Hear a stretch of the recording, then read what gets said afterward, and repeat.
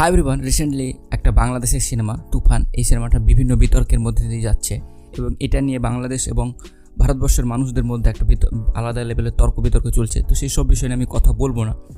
Main যে বিষয়টা নিয়ে কথা বলবো সেটা হচ্ছে যে শাকিব খানের তুফান সিনেমাটা বাংলাদেশে একটা বিশাল বিজনেস করেছে, কিন্তু ভারতবর্ষে করেনি।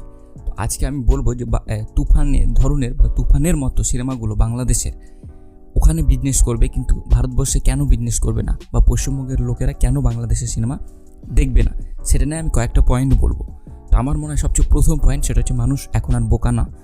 যদি আপনারা দেখেন আমাদের এখানে ভালো ভালো নায়ক, আমি ইভেন একটা রিসেন্টকার ঘটনা বলছি, একটা নতুন অক্ষয় কুমার একটা সিনেমা এসেছে যেটার নাম হচ্ছে সারফিরা, এবং অক্ষয় কুমার একটা বিশাল বড় সুপারস্টার আমাদের বিশেষ করে ইন্ডিয়ার মধ্যে।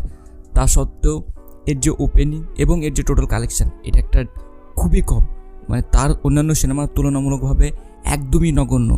তা আপনারা বুঝতে পারছেন যে বিশেষ করে আমাদের এখানকার লোকেরা একদমই বোকা না। এখানকার লোকেরা সিনেমা খুবই সুন্দর না হলে বা গল্প ভালো না হলে, পার্টিকুলারলি ভিএফএক্স ভালো না হলে এখানকার মানুষগুলো সিনেমা দেখতে যায় না। এটা একটা মেজর এবং একটা মেন অন্যতম কারণ।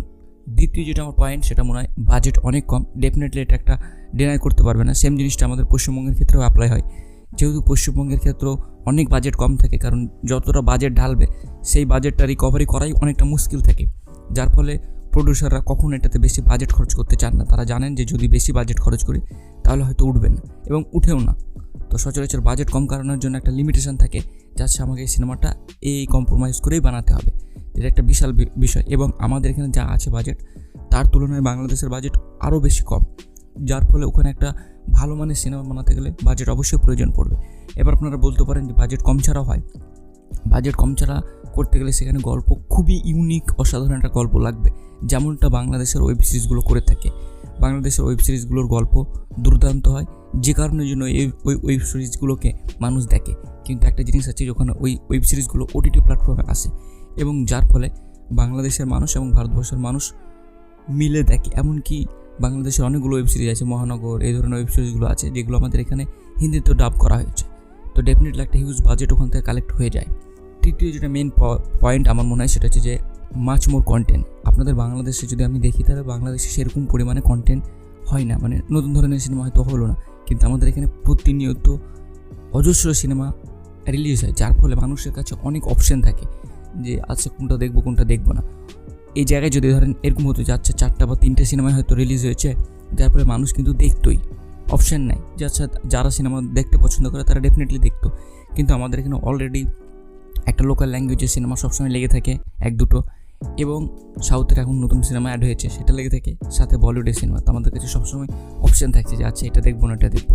তো এটা একটা বিশাল ব্যাপার, যে কারণের জন্য বাংলাদেশের সিনেমা আমার মনে হয় ভারতবর্ষের লোকরা ওই লেভেলে দেখবে না, বিশেষ করে হলে গিয়ে। এবং লাস্ট যেটা 4 নম্বর পয়েন্ট, সেটা হচ্ছে good movie not a super hero.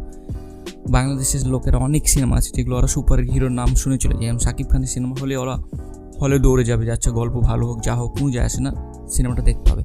আমাদের এখানে শাহরুখ খান হোক বা সালমান খান হোক বা দেব বা জিৎ হোক, এদের গল্প বা এদের সিনেমার ওপেনিং যদি ভালো না হয় এবং অড অফ মাউথ লোকের মুখে রিভিউ যদি ভালো না থাকে, তো সিনেমাটা 6 থেকে 7 দিনের মধ্যে একদম খারাপ পরিস্থিতির মধ্যে চলে যাবে। তো এটা একটা বিশাল ব্যাপার, এবং এখানকার লোকেরা গল্প এবং কন্টেন্টের দিকে বিশাল গুরুত্ব দেয়, যার ফলে এরা যে কোনো নায়কের সিনেমা কখনোই দেখতে যায় না।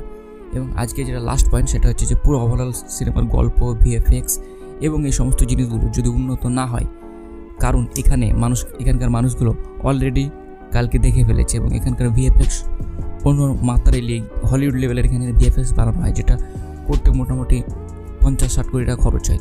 এই খরচ এত টাকা দিয়ে বাংলাদেশের সিনেমা মানে বানানো একটা লজিক্যালিভাবে পসিবল না। আপনারা কমেন্ট করতে পারেন যে না এখানেও 600 কোটি টাকাতে বানাবে, 700 কোটি টাকা বানাবে, এটা হচ্ছে অযৌক্তিক কথাবার্তা। কিন্তু অযৌক্তিক কথাবার্তা বললে তো হবে না, একটা লজিক্যাল চিন্তাভাবনা যদি করেন তাহলে ডেফিনেটলি এই সমস্ত প্রবলেমগুলো প্রথমে ফেস করতে হবে, যেই কারণের জন্য বাংলাদেশের সিনেমা ভারতবর্ষে বিশেষ করে পশ্চিমবঙ্গে চলার চান্স খুবই কম আছে। এই সমস্ত পয়েন্টগুলো যদি পূর্ণ করতে পারা যায়, তবেই গিয়ে আপনারা বাংলাদেশের সিনেমা ভারতবর্ষে এসে বিশাল একটা বিজনেস করতে পারবেন। তো ডেফিনেটলি এই ছিল আমার মন্তব্য। আপনাদের কোনো মন্তব্য যদি ভুল মনে হয় এবং কোনো যুক্তি যদি আপনাদের ভুল মনে হয়, গালিগালাজ না করে ডেফিনেটলি সেটার প্রতি উত্তরে আমাকে কমেন্ট করে প্রতি উত্তর দেবেন। সেখানে আমি মেসেজ করে আপনাকে বলবো যে এই পয়েন্টটা আমি কেন বলেছি। টেক কেয়ার বাই, ভালো থাকবেন এবং নিজের খেয়াল রাখবেন।